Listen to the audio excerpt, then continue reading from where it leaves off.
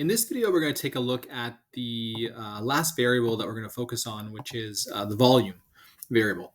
And so we're going to see how to use unit conversions between different units of volume, which you've already done before, especially when we're doing concentration calculations. But it's good to review it because we're going to see it more when it comes to gases. Gases take up space in their containers, and we need to know their volumes because they'll be in our formulas that we'll be using. So a little reminder that if you have 1 milliliter, that's equal to 1 cubic centimeter. They're equivalent to each other. 1 liter is 1,000 mils, so you can use this as a conversion factor, which is also 1,000 cubic centimeters.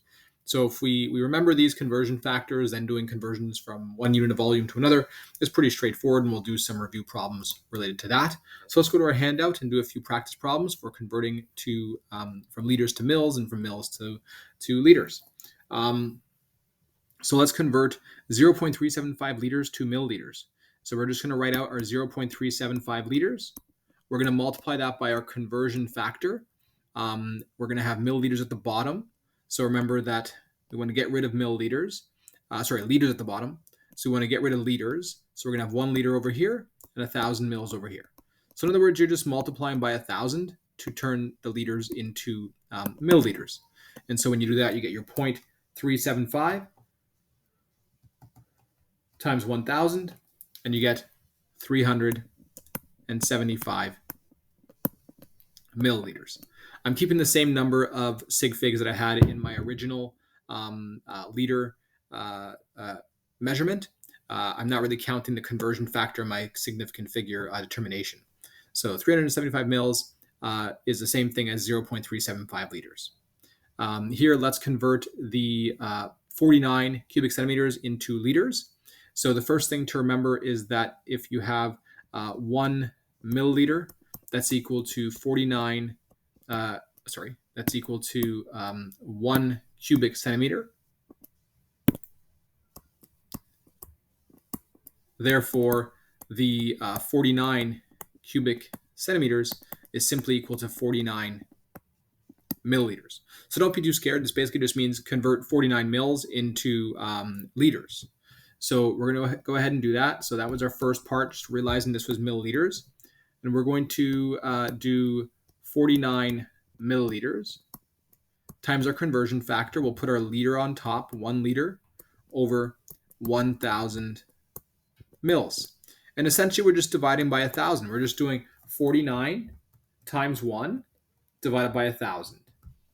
But this is showing the conversion with unit analysis. So if you ever forget, do I divide by 1,000? Do I multiply by 1,000? Well, you can figure it out using your unit analysis. So cancel milliliters out, and you get 0.049 liters. And we kept 2 sig figs because we had 2 sig figs there.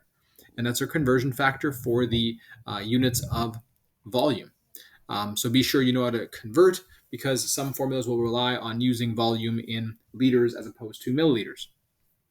So lastly, the important point I want to mention is that a lot of the labs that are done, especially with gases, are done under certain conditions. And so we'll report that, for example, these results were collected at either STP or SATP. And so whenever you see STP, that means standard temperature and pressure. And so what that means is we have the standard temperature is 0 degrees Celsius, or 273.15. And then the standard pressure is 101.325 kPa. The other standard condition we often use is SATP. So SATP means 25 degrees Celsius, or 298.15 Kelvin, and 100 kPa. So I just want to go to your data table over here to show you what information you're given when it comes to gas laws. So if we go to other data tables here, you'll notice we have the STP given to you, and we have the SATP given to you as well. We also have our conversion factor bars for our units of pressure, and then something called the ideal gas constant, which we'll see later on. But the most important point to understand is that you have STP and SATP here. Just make sure you remember how to convert to Kelvin if you're only given degrees Celsius. So sometimes in the question, you might see that a lab was done at SATP, and you think, well, I don't have any data given to me. How do I know what the pressure is, what the temperature is? Well, if you know SATP, you know these are your temperatures and pressures. And if you know STP, then that should not have an S. If you know STP, then you know that this is your temperature and this is your pressure here.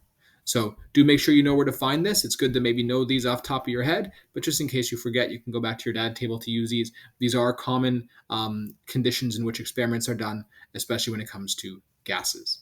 So at this point, you learned about the different variables that we're going to study when it comes to gases and their behavior. We learned about pressure, what it is, and we learned about how to do some unit conversions for pressure. We also saw temperature, what it is, and we did some unit conversions for the degrees Celsius to Kelvin and vice versa scale, and the other way around. And then we also saw volume conversions, just to review them because we've done them before several times.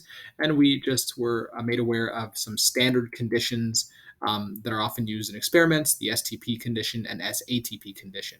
So the main difference here is standard temperature and pressure, STP, and standard ambient temperature and pressure, SATP.